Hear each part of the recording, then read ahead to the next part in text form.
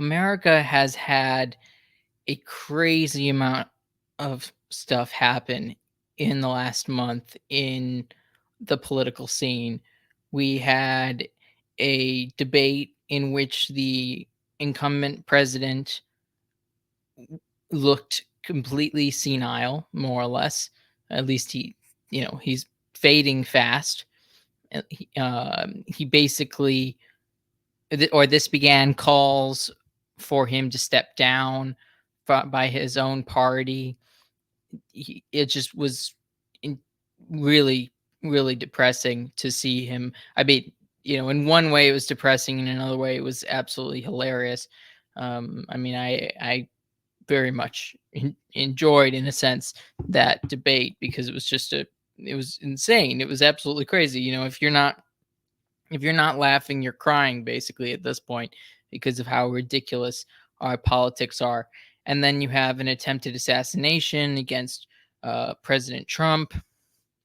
And then now Biden gets COVID, and now he steps down as uh, the Democratic presumptive nominee, basically, and throws all his support from Kamala, and then is barely seen, or briefly seen, or doesn't even address the nation. He is clear that he did not really put together his resignation from the nomination. That was done by other people. His staff didn't even know it happened until it was on Twitter. This is kind of crazy.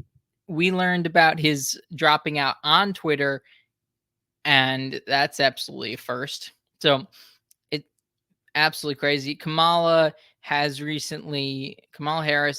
vice president, has more or less secured enough delegates to be the presumptive nominee going into the Democratic National Convention, which she has never gotten any delegates by voting in 2016 or 2024. So she is basically being coronated, and I think it's really because this isn't good for Kamala Harris, though this is her best shot she'll ever get to become president. She is more or less a sacrificial wolf. She's not innocent, so she can't be a sacrificial lamb. She has been covering up Biden's senility for this entire time. I mean, I don't know when you could say he started losing it, but I think he was definitely on a decline even from the 2020 election onward. But she is not going to win, at least without some drastic change in the political arena going forward. President Trump is on a real high after the assassination attempt. He came out of it very strong, because he got shot in the face, and he was able to stand up and chant, say fight, fight, fight, and that showed a lot of courage. People like Mark Zuckerberg are even impressed.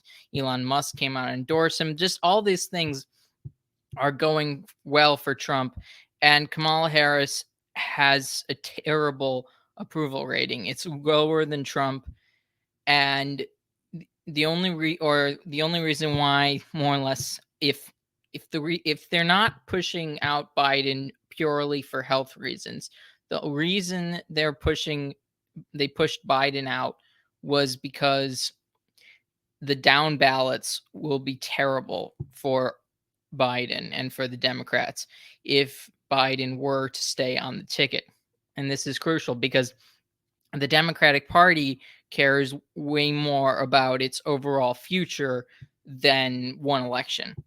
These people are mostly far-sighted to some degree, not far-sighted enough to have not elect Biden or something like that, but far-sighted enough because looking at the options for candidates in 2020, Biden was basically the only one who probably could have beat Trump because he was more or less a comfort to the nation as a return to some sort of normalcy, or at least that's what it was theorized.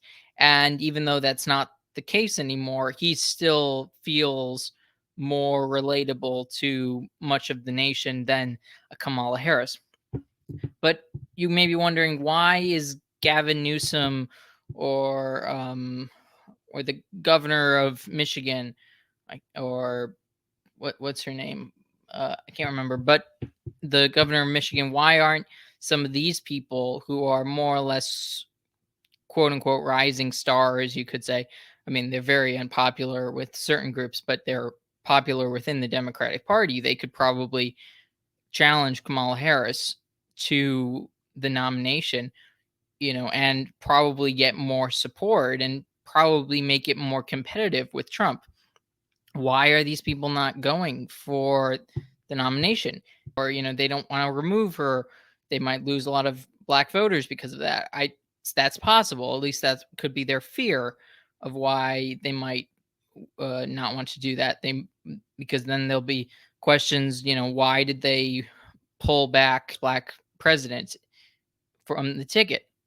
That's one problem that they have removing her. But also, do they really want, like, did people like Newsom or the governor of Michigan or the governor of Pennsylvania, do any of these people actually want the opportunity?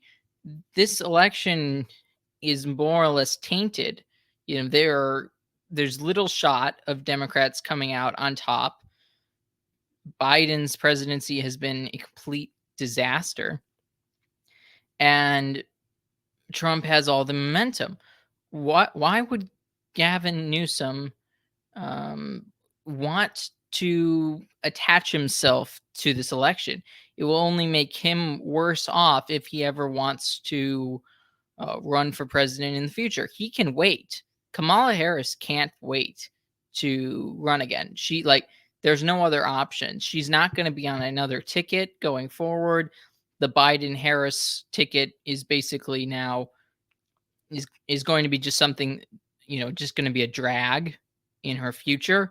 This is more or less her legacy that she's going to be fighting for. And Gavin Newsom wants to protect his future. So she is really a sacrificial wolf. No one wants to be the sacrificial wolf except for the person who more or less has no other option. She's already tied herself to the administration, and maybe with a miracle she might think she actually might win. As I said, barring some sort of disaster for the Republicans, they're more or less a shoe in. Trump's more or less a shoe in to become president. Now, down ballot, Biden was going to really decimate the excitement at the polls. People going to the polls was going to be really low. Was going to have really low turnout if Biden had stayed on the ticket. Okay, so you want to get turnout to be higher amongst your principal demographics, your principal supporters. Kamala Harris leading the ticket will have a stronger pull with the main demographics and main people, women, African Americans, mainly African American women. Their Democrats aren't polling too well with black men, with African American men. So these are and in places like California, New York, Kamala Harris will be much more favorable, and more people will come out to vote. Democrats who may have been unhappy with Biden or feeling like they couldn't vote for a senile old man, and are going to come out to support Kamala Harris and down ballots that they wouldn't have supported previously. So that's mainly what's going on, though her campaign is going to be utterly garbage, I think. I mean, she might be able to restrain herself in some ways, and maybe this short time frame is going to make it a little easier for her to not be as um, attacked, or allow her not to necessarily implode really quickly. Though it was shown that if the media were to turn against you, if you're a Democrat, you will be forced out of office, or not forced out of office, but forced out of the nomination, which Biden was. Now, there's a question of whether or not Biden will resign and Kamala Harris might become president. And I think they're trying to avoid that theoretically, because if they make Kamala Harris the president, then that administration will be all hers. Like, she'll have attached herself completely to the administration, though I assume she's more or less acting as president at the moment, or Jill is acting as president. Somebody other than Biden, who basically has been MIA for the last couple days. Who really, do we know whether or not he knows if he resigned? Like, he doesn't really know that he resigned the nomination. Like, we all know he doesn't run his Twitter.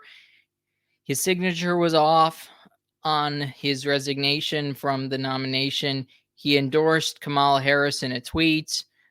There's no way these two actually get along. Kamala Harris, one of her big critiques of Joe Biden during the primaries was that he was a racist, and then she just sort of laughed off that she had called him a racist previously. I mean, it's a complete joke, but for all intents and purposes, everyone believes that Joe Biden, of his own volition, and I mean everybody in sort of the mainstream media, everybody, like, Biden would have to convince people that he did not actually resign, which I assume they provided him a fait accompli. They already, submitted his resignation from the nomination, and then they told him, "You already did this, Joe." And Joe probably was like, "Did I? Jack, I don't know. Did I? I must have. I must have done it. I must have done it, Jill." Anyways, so they were probably on their last legs, literally, for Joe, maybe. And Joe will probably pardon Hunter on his way out, and unless of course he does die in office, which is very possible. There's a video of Gerald Ford going around talking about how he thinks the first president, a female president, will be because a male president dies and his female VP becomes president because he died. So, which is kind of funny, it's foreshadowing, though he thought it might happen in the next 8 years, which I don't really understand how you could put like a table on that. You don't know if the parties are going to nominate really old people. So that seems a little weird. I mean, there was also, what's crazy is there was also like, false documents going around saying that Jimmy Carter had died at age 99. I mean, I think Biden's like 81, Carter's 99, and he's still alive. It'd be crazy if Carter dies, or if Biden dies before Jimmy Carter dies. I mean, just the comparisons are absolutely crazy. I mean, I think Bill Clinton is still younger than Joe Biden. So we're basically being ruled by is it gerontocracy? I think I could be wrong about that, but basically, really old people the boomers have been ruling us, and it's clear that Gen X probably will not have any chance. I'm going to be discussing JD Vance in the future, upcoming, hopefully with Eric Sammons on the podcast. Eric's from Ohio, so it will be good to get a more localized impression of JD Vance as a candidate.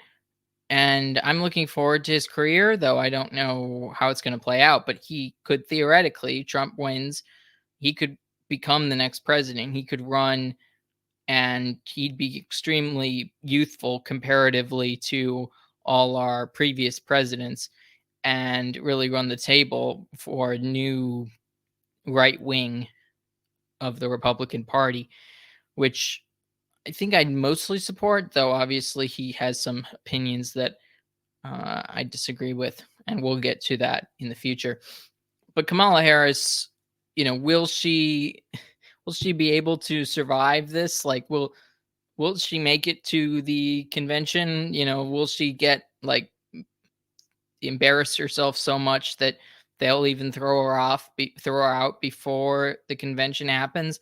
I don't know. As I said, who are they going to replace her with?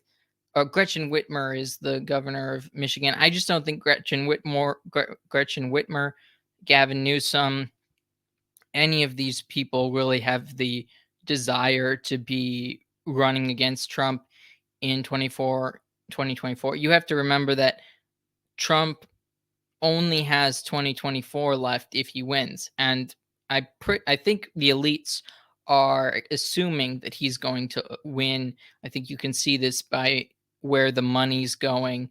Elon Musk and Peter Thiel, and even sort of the neutrality that Mark Zuckerberg is sort of giving off at the moment. Following the money, following the support and the enthusiasm would lead you to believe that Trump is going to win and possibly win very big in November.